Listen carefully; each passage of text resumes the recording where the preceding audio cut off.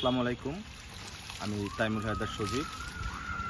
আমি একজন আহত গেজেটভুক্ত জুলাই যোদ্ধা। সাম্প্রতিক ফেসবুকে একটা স্ট্যাটাস দিয়েছি আমার এবং আমার পরিবারের নিরাপত্তা চেয়ে। কারণ হচ্ছে বেশ কয়েক মাস আগে আমার একটি অনলাইন নিউজ পোর্টাল ছিল জনতার মুখপাত্র।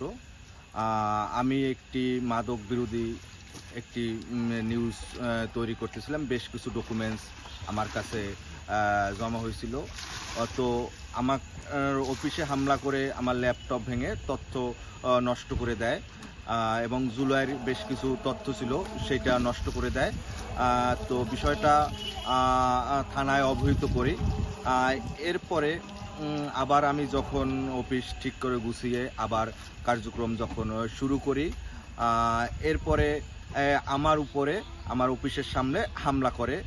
তো অফিসের পাশেই আমার বাসা থাকার কারণে আমার ফ্যামিলির লোকজন আমাকে উদ্ধার করে সেভ করে। এরপরে হচ্ছে কিছুদিন তাদের ভয়ে আমি আত্মগোপনে থাকতে বাধ্য হই। আমি আলহাজ লাল মোহাম্মদ মহিলা কলেজের একজন প্রভাষক। রমজান মাসে কলেজ বন্ধ ছিল, তো বেশ কিছুদিন আমি আত্মগোপনেই ছিলাম। পরবর্তী সময় যখন কলেজ খোলে আমি এসে কলেজে যোগদান করি এবং আমি আবারও নিউজ পেপার অনলাইন নিউজ পোর্টালটা চালু করার চেষ্টা করি।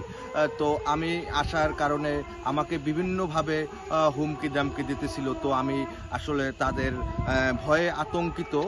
তো সেই কারণেই আমার এবং আমার ফ্যামিলির নিরাপত্তা চেয়ে আমি ফেসবুকে স্ট্যাটাস দিয়েছি, যাতে হচ্ছে প্রশাসন আমাকে সহযোগিতা করে।